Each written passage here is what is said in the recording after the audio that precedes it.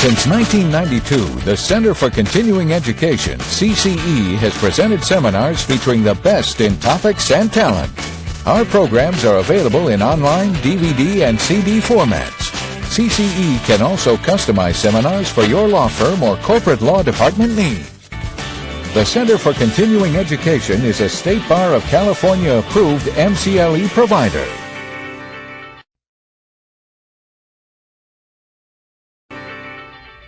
Hello and welcome to our program. This is Sports Law Rules of the Game, presented by the Center for Continuing Education. The goals and objectives of this program are designed to develop a contract negotiating strategy for an imaginary player that will maximize the player's compensation and the athlete's opportunities and value on and off the field. By the time this program is completed, you will be able to do the following. Explain the role and qualities of the athlete representative in professional sports. Define the non-statutory labor exemption in sports law and how it affects antitrust laws. Explain the impact of collective bargaining on a player contract. Identify at least 6 issues to address when negotiating an athlete's contract. And finally, identify strategies used to deal with salary caps. Now, we have a website available to you where you can see an actual player's contract and, in addition, a case study. And you can do that at the official CCE website, which is as follows, www.cce-mcle.com. And our guest speaker and the key man in this story today in this program that will be able to give you the knowledge you need is attorney Steve Baker, who will be with us in just a moment.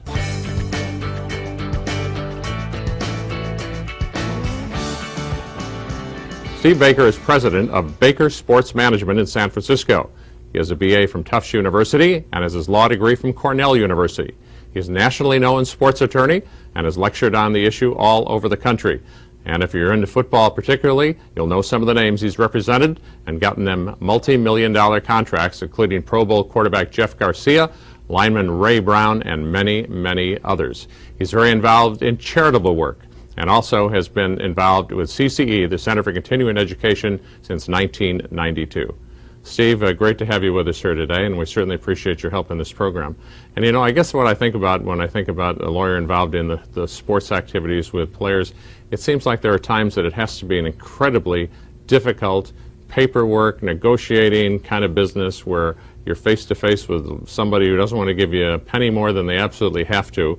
So what is it for you that makes it special? What are the kind of attractions to the profession that makes it special? Some moments that stand out for you? I think the biggest challenge and excitement is finding a way to use the rules that exist in the business and find a way to think outside the box where you can benefit the client and also find a way to make a deal that works for both the client as well as for the team.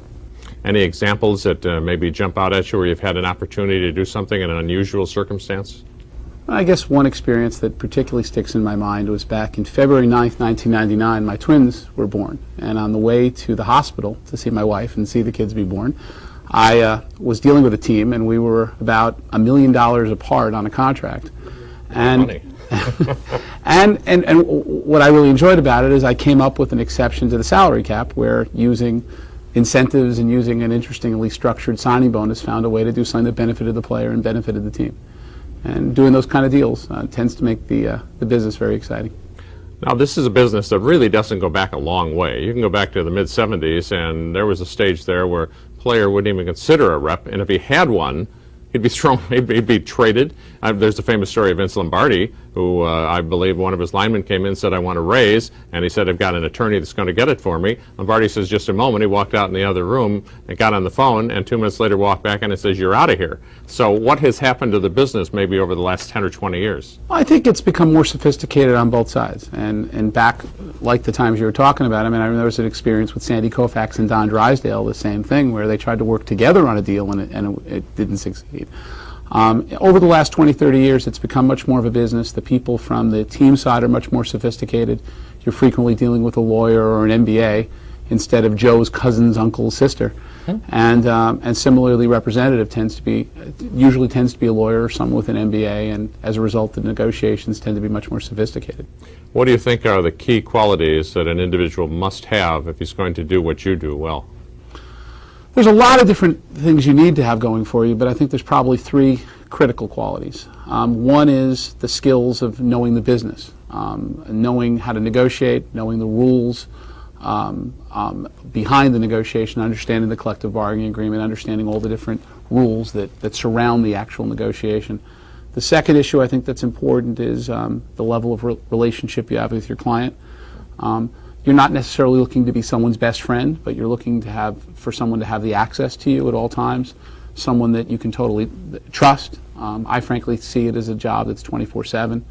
You're dealing with people that are confronting issues for the first time, and they need to, if a parent or a relative or the player has a concern at 4 in the morning, you have to be available for them.